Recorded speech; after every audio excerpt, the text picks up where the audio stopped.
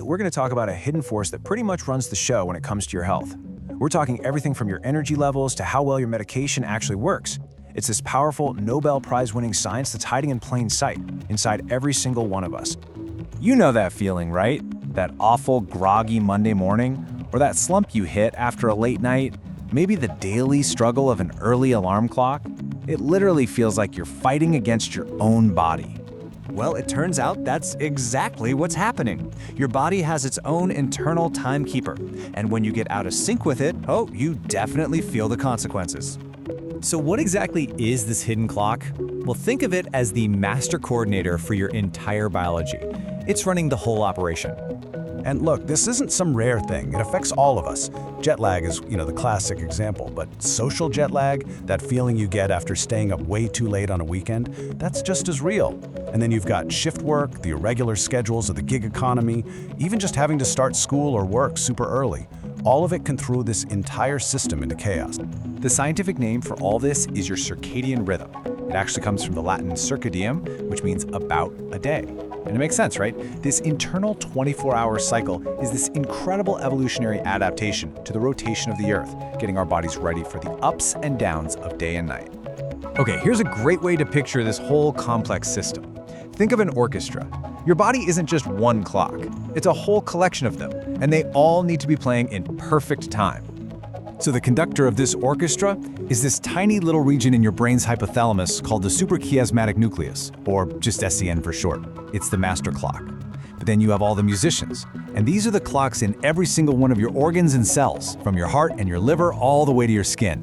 The SCN conducts the whole symphony, making sure everything is playing in beautiful harmony. And this isn't just some clever little analogy. The secret to how this orchestra actually works is so fundamental to life, it won the highest prize there is in science. That's right.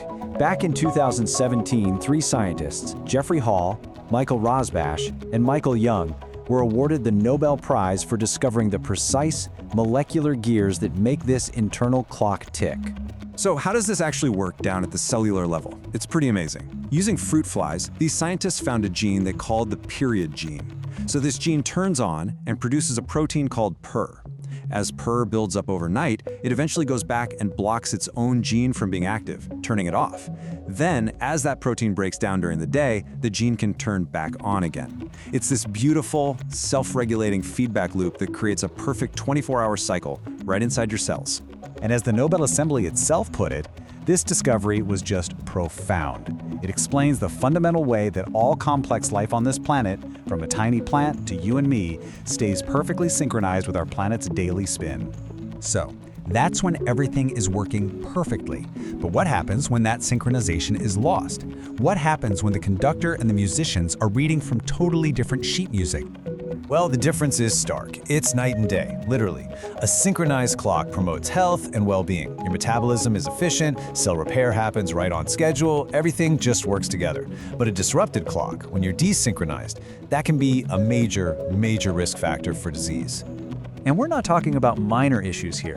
When your clock is chronically out of whack, it's linked to a much higher risk for serious cardiometabolic diseases like diabetes and heart disease, mood disorders like depression, and even an increased risk for various cancers.